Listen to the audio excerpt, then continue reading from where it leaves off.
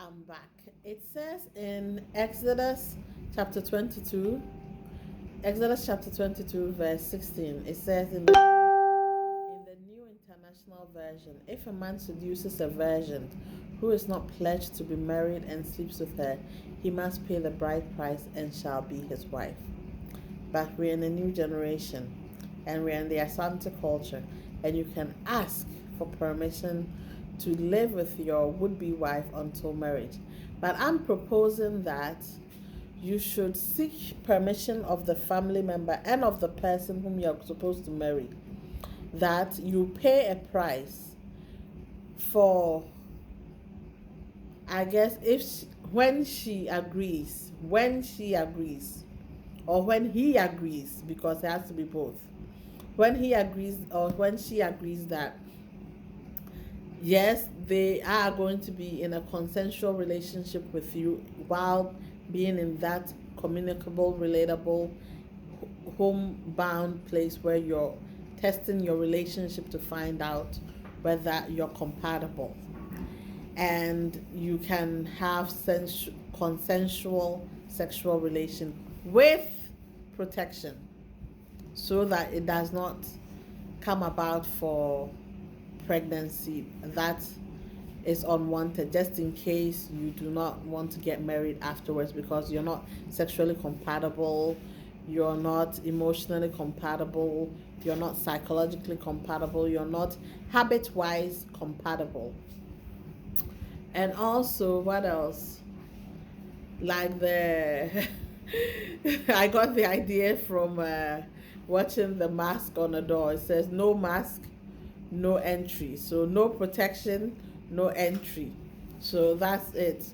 So that's what I'm pleading with the elders of the Akan community, because it's also important, because if somebody's not sexually compatible with somebody, but I want to point out that sometimes it's not always the man's job for you to come off, the woman has to learn her body also, for like you can stimulate your own clitoris so that you can come. And if the man is not good with cunnilingus, cunnilingus is the word for male giving woman oral sex, and the word for the female giving the male oral sex is fellatio. So vice versa, but as you grow together sexually, you grow to know your body parts, and you know what to make you, and you're supposed to direct the man where he should go, so you can know where you're getting the orgasm from, and so that he knows which part of your body to know how to find your I guess your G spots and your orgasmic spots. Like the last time I said, some people have it in their sakukum. If you touch it, they just go crazy. Or some people have it in their nikukum. Some people have it in their ear. Some people have it, deep in the vaginal area.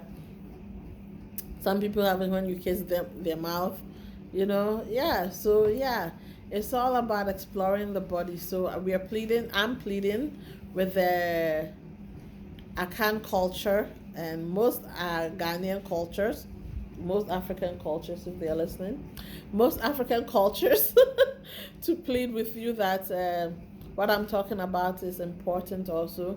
I know the elders, I said I had a way to find out whether somebody could get pregnant. I thought I did, but I haven't figured it out yet. So once I figure it out, I'll let you guys know.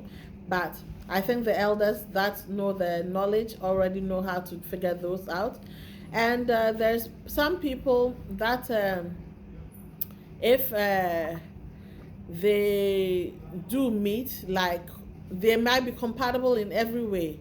So let's just say one day you decide that you don't want to use protection and you want to try it out, and you find out that when the person came in you couldn't get pregnant, and you tried a couple times and you couldn't get pregnant. Well, what are you supposed to do in those times? So let's say that has to be between the two of you, whether you want to do that or not. So if, let's say, that happens, maybe there are some people that are really genuinely good together, but uh, hormonal um, and hormonal and chemistry wise, in terms of physical attraction to create a child, it does not come about. So what happens, just in case something like that happens, you should talk to the people in your family members, the ones bothering you, and once you set a date that this time we'll see if a child will come about. When a child doesn't come about, I don't think it's fair for the latter to keep the other one around, saying that we'll try and try and try, and it's going to cost money. First of all, if you have the money and you're going to continue trying, then that's up to you. But if you don't and you want to stop, that's also up to you. And that you have to think about the person's needs also, because yes, the love is there and you love each other. I'll use an example. One of my mom's my auntie, she told me that there's a couple that are compatible in every way. They love each other, but once they meet, they both have SS genes. Once they meet, their children come out as sickle cell. And not that sickle cell children are bad, but you're hurting the child, because when the child comes and they go through pains, you'll be worrying about yourself and about the child. You'll be worrying about the safety of the child. It's going to cause you financial trouble. It's going to cause a lot of issues for you and your spouse, if the spouse doesn't even contribute in any way. That means like they'll be like, it's too much information and all that, and they'll get mad, and something like that.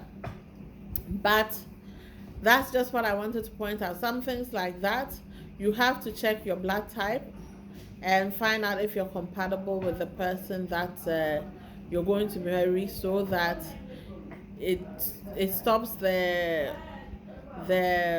oh, that's my relative talking.